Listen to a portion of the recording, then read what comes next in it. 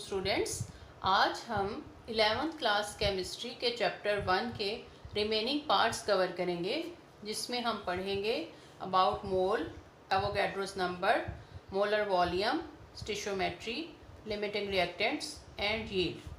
First of all हम पढ़ेंगे मोल के बारे में।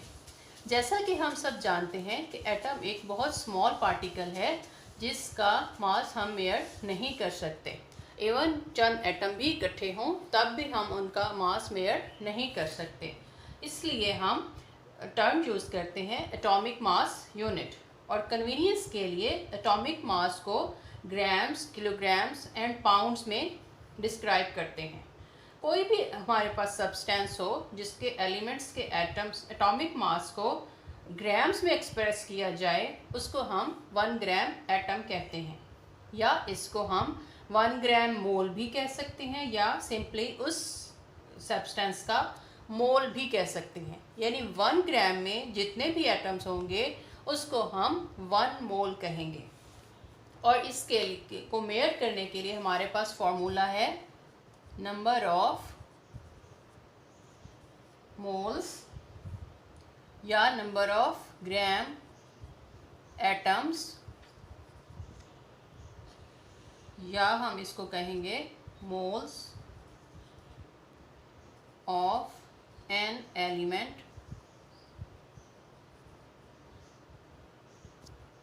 नंबर ऑफ ग्राम एटम्स, या हम इसको मोल ऑफ एन एलिमेंट कहेंगे, ये इक्वल होगा mass of an element in grams and divided by molar mass of an element. अगर हम एग्जांपल दें यहाँ पर, like hydrogen, 1 gram atom of hydrogen is equal to 1.008 ग्राम, और यही इक्वल होगा 1 मोल के। यानी 1 ग्राम एटम या 1 मोल में 1.008 ग्राम ऑफ हाइड्रोजन होंगे। अगर हम कार्बन की एग्जांपल लें तो कार्बन में 12 ग्राम होते हैं। 1 mole of carbon is equal to 12 gram, while 1 mole of magnesium is equal to 24 gram. Like we can see, magnesium का जो एटम है वो कार्बन से twice heavier है। ये हमने एटम्स के बारे में देखा। अगर हम मॉलिक्यूल्स दें तो उसी तरह मॉलिक्यूल्स को का मोल भी हम इसी फॉर्मूले से मेजर कर सकते हैं। Like number of grams molecules या मोल्स ऑफ मॉलिक्यूलर सब्सटेंस। यहाँ हम एलिमेंट्स की बजाय मॉलिक्यूल करते हैं।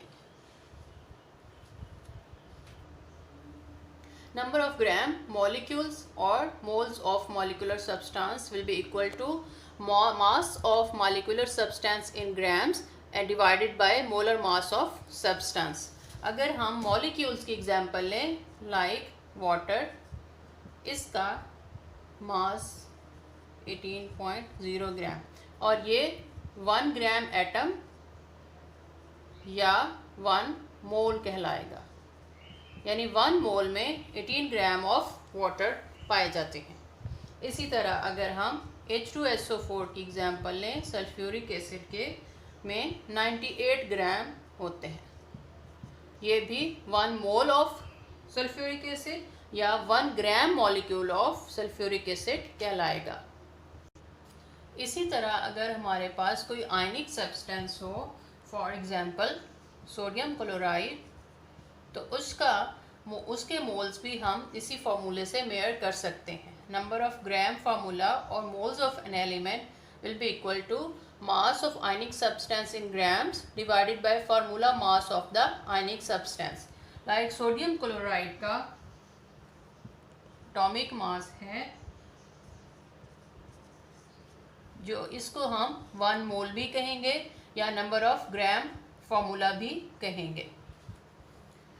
इसी तरह अगर हमारे पास आयन हो, फॉर एग्जांपल हाइड्रोक्सिल आयन, तो उसको भी हम इसी फार्मूले से मेयर कर सकते हैं। यहाँ पे हम कहेंगे नंबर ऑफ ग्राम एटम्स या mole of an element. Same mass of ion in grams and formula mass of that ionic species या substance। अदर एग्जाम्पल्स अगर हम देखें आयन्स की, तो सल्फेट है,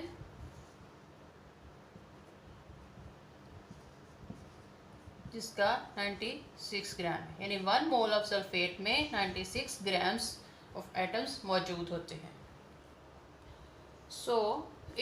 इन फार्मूला से हमें ये मालूम हुआ atomic mass, molecular mass, formula mass या आयनिक मास किसी भी सब्सटेंस का अगर ग्राम्स में एक्सप्रेस किया जाए तो उसे हम molar mass of that substance कहेंगे। इसको हम एक एग्जांपल से भी एलैबोरेट करेंगे। लाइक हम कैलकुलेट करना चाह रहे हैं ग्राम एटम्स ऑफ या moles in 0.1 gram of sodium. According to formula, number of gram atoms या moles is equal to mass of element divided by molar mass. Mass हमें दिया गया है, मोलर मास हमें सोडियम का मालूम है जो कि होता है 23 ग्राम पर मोल। तो हम अब मालूम कर सकते हैं 0.1 divided by 23 will be equal to 0.0043 mole. या हम इसको इस तरह भी एक्सप्रेस कर सकते हैं,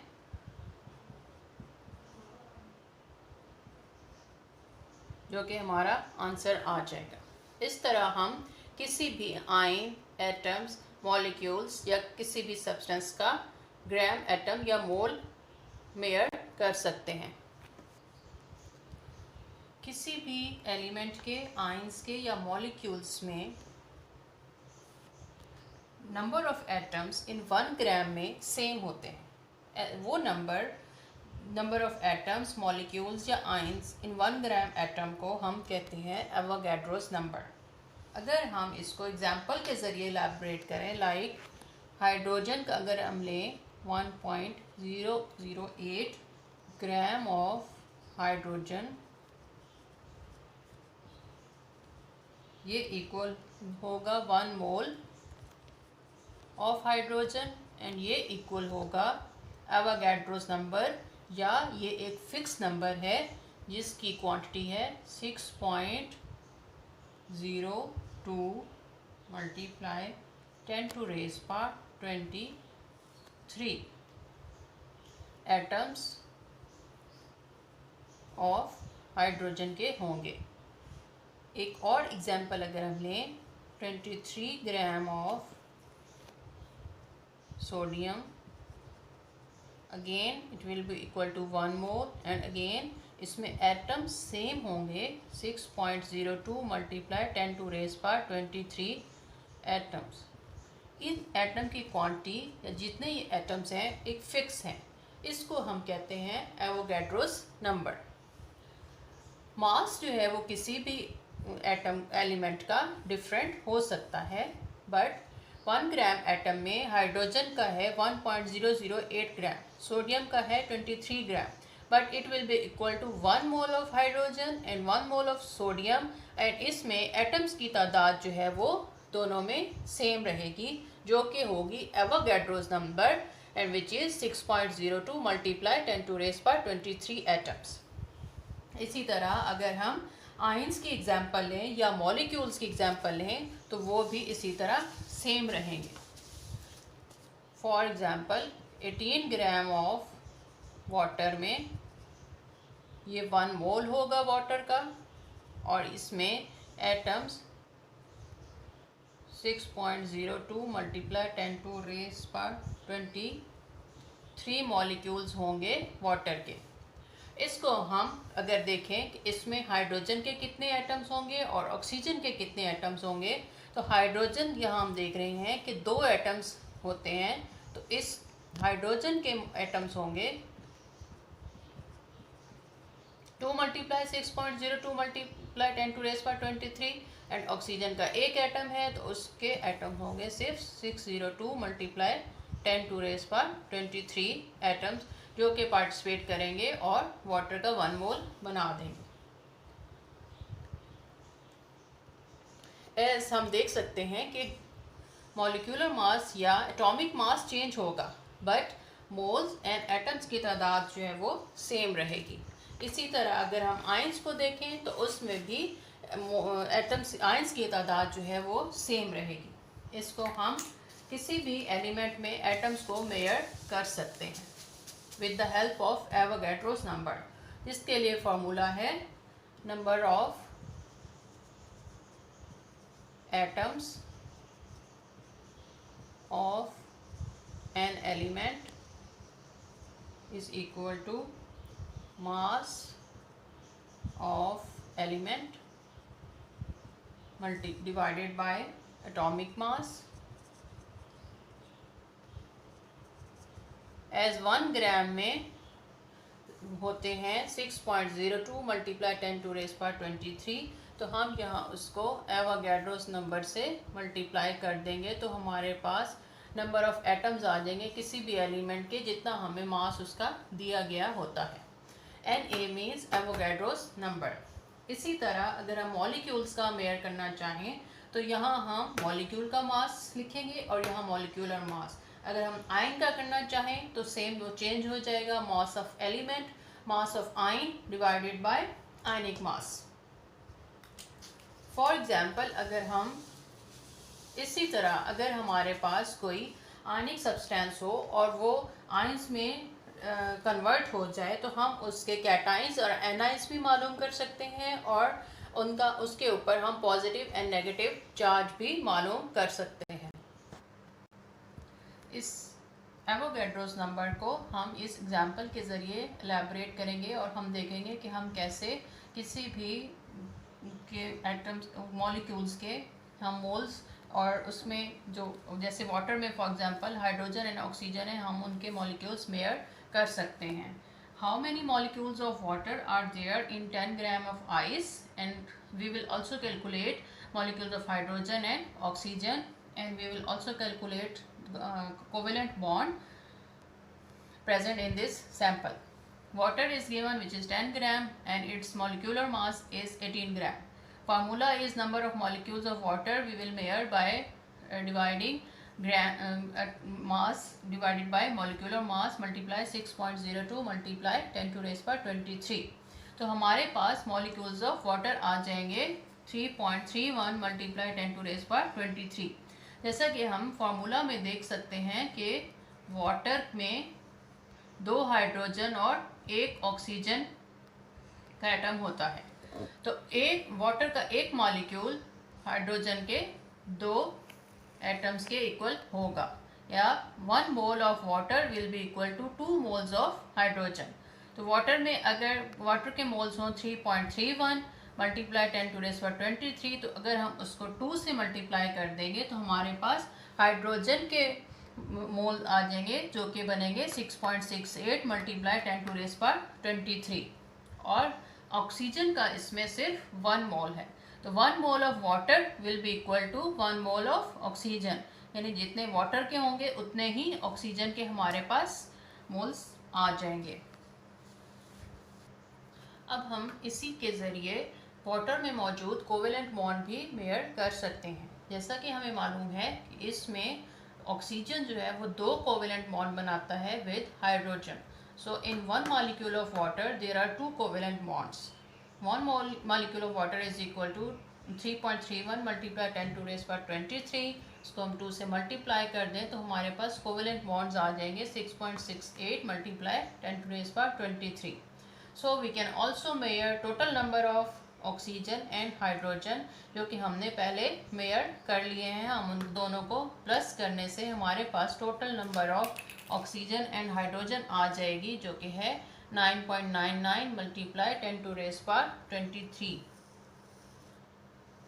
टॉपिक इज मोलर वॉल्यूम। किसी भी गैस का volume at standard temperature and pressure of 1 mole will always be same. Like किसी भी गैस का अगर हम 1 मोल लेंगे तो उसका वॉल्यूम हमेशा 22.414 क्यूबिक डेसीमीटर होगा, जिसे हम मोलर वॉल्यूम कहते हैं। फॉर एग्जाम्पल अगर हम हाइड्रोजन की एग्जाम्पल लें, हाइड्रोजन का मास है 1.008, बट H2 का है 2.016 gram of H2 is equal to, ये है 1 मोल के बराबर, 1 मोल ऑफ हाइड्रोजन। इसमें वॉल्यूम कितना होगा 22.414 क्यूबिक डेसीमीटर, एंड इसमें एटम्स या इसमें मॉलिक्यूल्स होंगे 6.02 multiply 10⁻23, which is Avogadro's number at standard temperature and pressure. अगर हम एक और एग्जांपल लें मीथेन की, मीथेन का मोलर मास है 16 ग्राम of CH4 will be equal to 1 mole of methane will be equal to 22.414 cubic decimeter volume, and molecules will be 6.02 multiply 10⁻23 at again standard temperature and pressure. So we can see that volume remains same, molecules remain same, but molar mass will be different. अगर हमें किसी भी gas का volume मालूम हो at standard temperature and pressure, तो हम उस गैस का मोलर मास मालूम कर सकते हैं। Like we will describe it by an example. Gas volume is given, which is 500 cubic centimeter. Gas mass is given, which is 0.72 gram. Now we will calculate its moles. As we know that in 22.414 cubic decimeter, it will be equal to 1 mole. Or if we will convert it into cubic centimeter, we will multiply this with 1000 and we will get 22414 cubic centimeter. And in 1 cubic centimeter, it will be 1 divided by 22.414, and in volume 500 cubic centimeter, we will multiply this with 500 and we will get the moles of the gas, which will be 0.0223 moles. Now as we know the formula, number of moles of a gas is equal to mass of the gas divided by number of moles. We know the mass of the gas, which is 0.72 gram, and we also now know the number of moles, which is 0.0223 mole. We will divide 0.72 divided by 0.0223 and we will get 32 gram per moles. Our next topic is stoichiometry. As we all know that chemical reactions को हम describe करते हैं by chemical equations, जिसमें हम लिखते हैं reactants जो कि convert हो जाते हैं products में। केमिस्ट्री की ऐसी ब्रांच जो कि हमें बताती है about the quantitative relationship between reactants and products is called stoichiometry. Chemical reaction से हमें बहुत कुछ पता चल सकता है about reactants and products, but chemical equations has some limitations also. It means that they doesn't tell us about any side reactions, about exact quantities of reactants and products.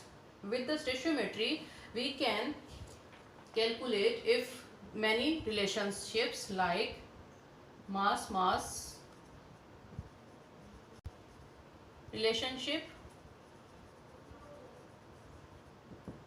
If we know the mass of one substance, we can calculate the mass of other substance. Then mass mole relationship. If we know the mass of one reactant or one substance, we can calculate the mole of other substance or other reactants in a chemical equation. Mass volume relationship.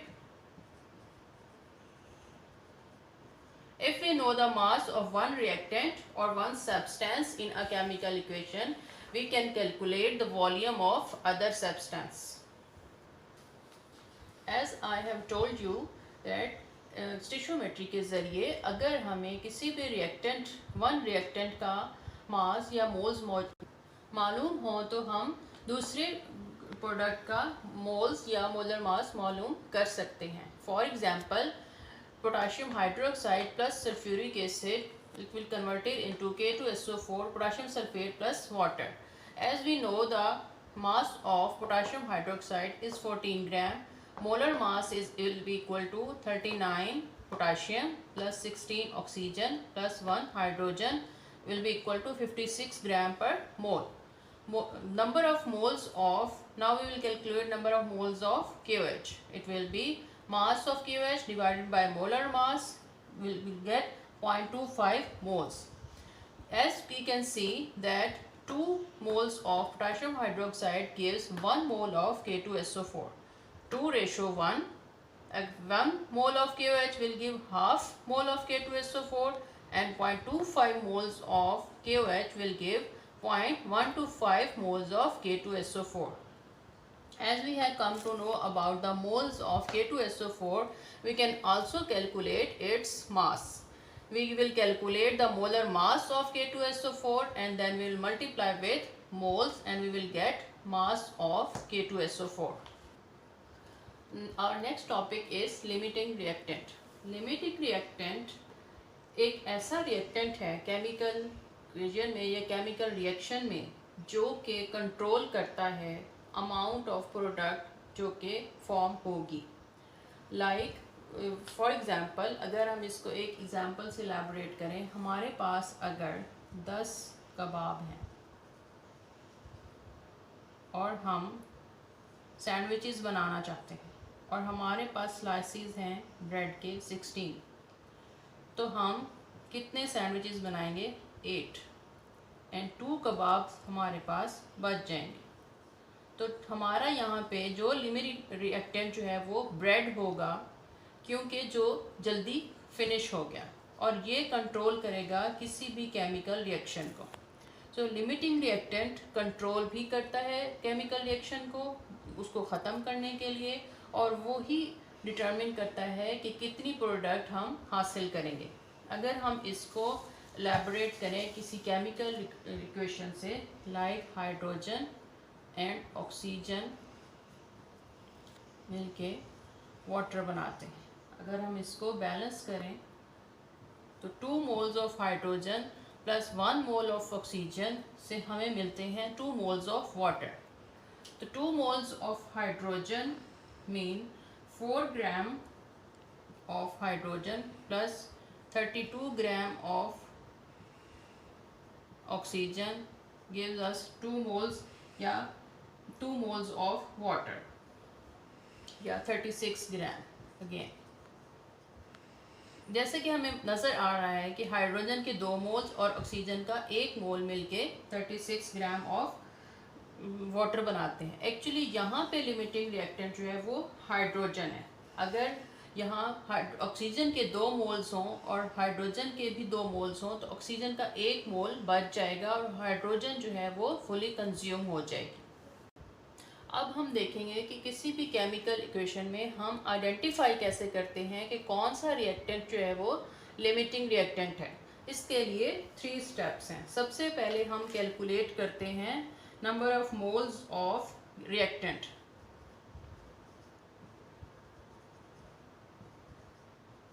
reactants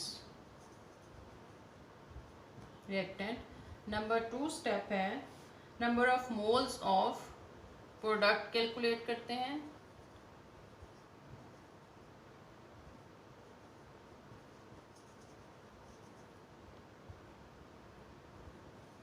number 3 step पर हम identify करते हैं वो reactant जो कि हमें product की least amount देता है, जिसे हम एज अ लिमिटिंग रिएक्टेंट कहेंगे। किसी भी केमिकल रिएक्शन में जो प्रोडक्ट्स हमें ऑब्टेन होती हैं उसकी अमाउंट को हम यील्ड कहते हैं। दो तरह की यील्ड है हमारे पास। वन है actual yield, second one is theoretical yield.